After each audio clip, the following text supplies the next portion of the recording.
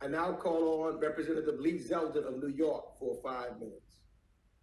Well, thank you, Mr. Chair, Mr. Secretary. Thank you for being here. You recently announced sanctions on the former president of Albania, Sali Berisha. For many, this seemingly came out of nowhere. As far as a history of U.S. political associations, he was a guest and ally of the Bushes. He was also known to be an aggressive opponent of George Soros. What specific information can you share with the committee at this time to justify this dramatic move? Thank you. We continue to look across the board at those who are engaged in corrupt activities, who are undermining human rights or pose a challenge to democracy or democratic principles. We had, in his case, the case developed through the normal process, including our lawyers, and I'd be happy, if it's helpful, happy to share with you exactly what went into that. Yes. Is there any specific information that you can share with the committee at this time in this hearing? I don't have anything to share right now for the committee, but I'd be happy to come and make sure that we share that with you and anyone else who's interested. I tried to do some research as to what type of new information involving his corruption, and I couldn't find anything. So where should anybody go? A member of the media, let's say, wants to find out information, because there's some back and forth going on right now between the State Department, your decision on the sanctions against him and his family, as well as Mr. Berish's defense.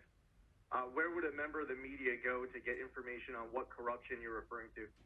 Sure. Two things. First, with regard to members, before I get to the media, please come to our Office of Legislative Affairs, and we'll make sure that you get the information. And second, with regard to the media, of course, please come to the Office of the spokesperson and Public Affairs, and we'll make sure that, consistent with whatever other obligations or restrictions we have, we make information available.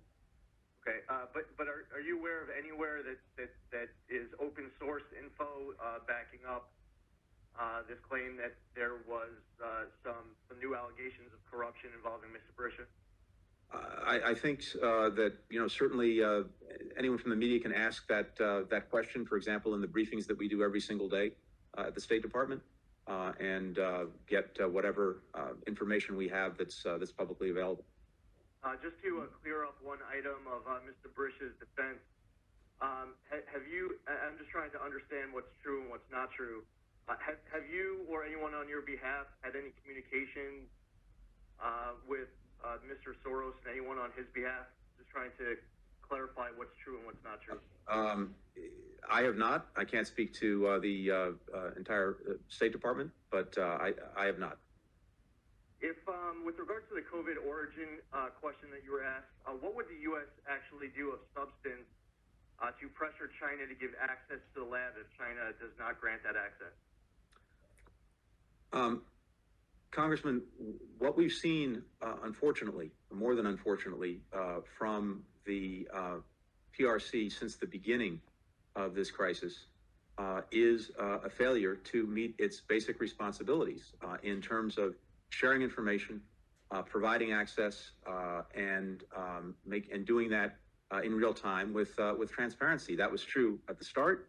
It remains true, unfortunately, today. And I think what you're seeing is through the work that's being done, for example, at the WHO, the work that we're doing, and the concerns expressed by countries around the world, that there is a strong chorus insisting that China make good on its commitment, on its responsibilities to provide the information. I don't want to get into hypotheticals going forward in the future about what we would or would not do, but I think I can say with confidence that there is going to be an increasing international demand that countries, including China, meet their responsibilities when it comes to providing information, access, and transparency on global health, including COVID.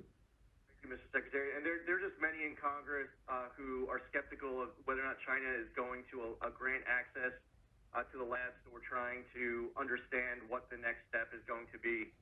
if and when China says that lab access won't be granted. Also, clarify one other point. Does the Biden administration recognize Israeli sovereignty over the Golan Heights? With regard to that, as a practical matter, Israel has control of the Golan Heights, irrespective of its legal status, and that will have to remain unless and until things get to a point where Syria and everything operating out from Syria no longer poses a threat to Israel, and we are not anywhere near that.